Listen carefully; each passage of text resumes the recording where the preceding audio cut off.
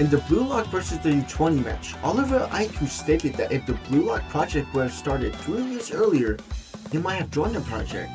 Instead of becoming the best defender, as he is right now, he might have actually been the best striker this time.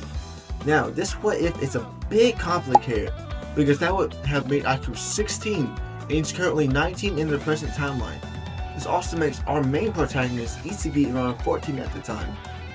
Given the circumstances, Iko will allow the 13 under U20 strikers into the project, so this will allow Rin to join as well and be Isaki's rival as well. Also, Sai wouldn't even hear of Blue Lock since he's currently in Spain, since this version of the project is earlier and Sai is in Spain for 4 years as stated by Rin. But before we continue, allow me to introduce myself. I'm Napu, a Blue Lock YouTuber who's always striving to create better and better content. I do live streams that will be happening at the end of the month, and also do collaborations, and will maybe someday do a face reveal. But now, grab some popcorn, and also something to drink as I explain what if Aiku went into Blue Lock. According to the Blue Lock wiki, Anri is 22 in the main timeline, but she is 19 in this timeline. And it's also stated that she's also a new hire for the JFU. In this version though, she manages to get in earlier than usual and encourages the Blue Lock project with the 2018 World Cup still fresh on everyone's minds. Although how she recruited Ego in the main story is really unknown, in this version she searches for him and finds him at the club. Ego had around 8 girls on him, but after Anri talks to him about her dream, our lovable egoist comes around.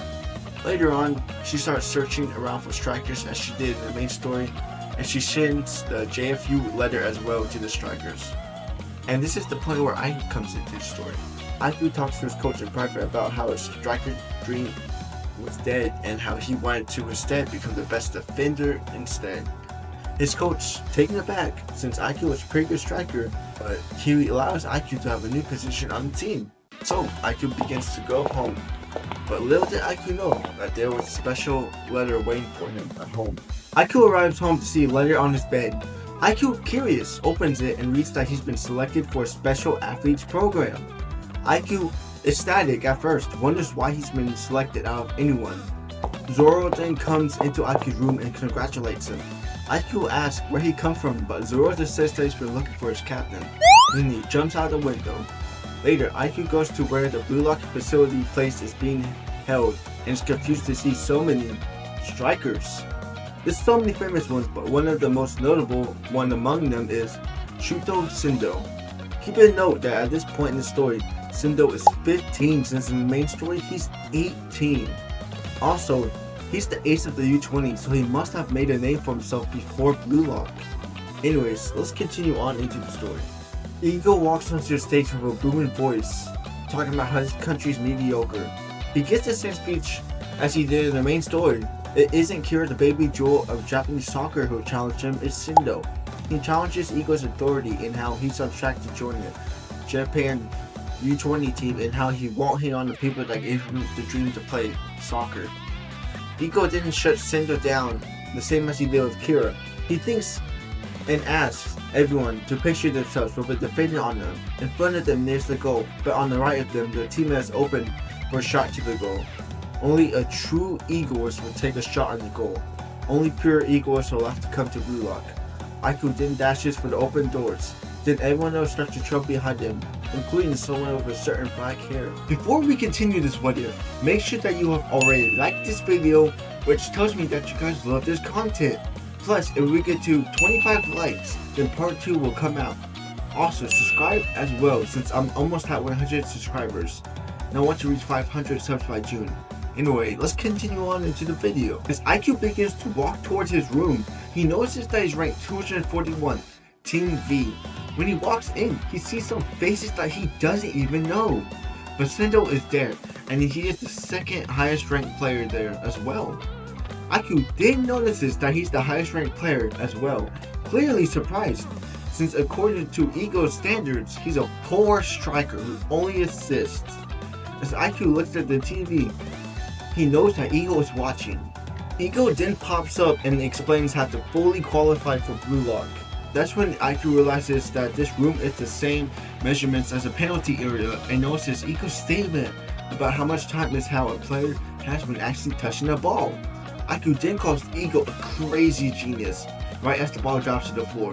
The person touching the ball is Haruki Zantetsu. Zantetsu is actually 17 in the main story, so he's 14 in this timeline, and no less retarded. As Zantetsu begins to run, he runs straight towards Aiku, catching him off guard. As Zantetsu kicks the ball towards Aiku, Aiku jumps as the ball hits the wall, slamming into someone. The person groans and Aiku realizes that it's actually Sendo.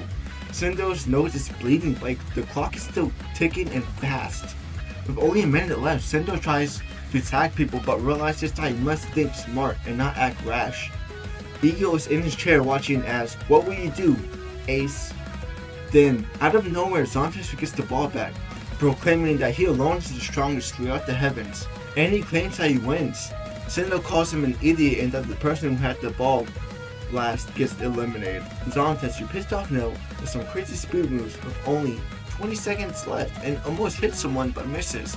Now, with only 5 seconds left, he does a fake shot, tricking everyone in the room and shoots randomly, hitting Aiku. Aiku, with only 1 second left, kicks the ball into a random guy called Zola, who still hasn't uploaded a single video yet.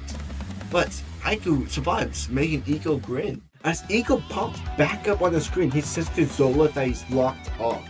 Zola protests, saying that he'll upload soon, but Ego tells him that it isn't April Fool's, and with that, Zola leaves the room. Aiku, still on the ground, sees a hand. Sendo, who is helping him up. Sendo states that what Aiku did was crazy, and how he'll want to see more of Aiku's style of play. Ego then tells him that they passed the qualification test, and everyone in the room is their teammates as well as their rivals. And with that, Ego disappears on the screen. The next day, however, is the official start of the first selection, with Ego explaining the rules of the selection as well. As Team B prepares for their first match against Team Y, Sendo argues that he should be center forward, and Zantetsu saying that it should be him. Aiku breaks up their fight and says they should draw sticks for it. Then they draw sticks, with Sendo being a midfielder and Aiku being center forward. Zantetsu as a right winger who is excited that he's still in offense. Aiku states that they should use a defense-oriented strategy with everyone agreeing. They then begin to walk out with everyone ecstatic to score and see the opposition team. Aiku only recognizes someone called Okawa, who is pretty young, but is pretty good at goal scoring. Aiku sets up the ball and the game starts with Aiku passing to Sendo. But Zantetsu tries to steal the ball of Sendo, but Sendo quickly passing back to Aiku. Aiku doesn't know what to do, since he wants to play defense and declare to himself that he'll be the best defender. Aiku then sees everyone coming after him, with Sendo shouting to Aiku to do something. Then, Aiku decides to. That concludes part 1 of this What If Aiku went into Blue Lock. If you guys got to the end of this video, thank you guys so much for watching. Also, please subscribe, like, and hit the notification bell for future videos of mine. Also, 25 likes for part 2 to be uploaded. Anyway, see you guys on my next video. Are all the new Gen 11 talented learners?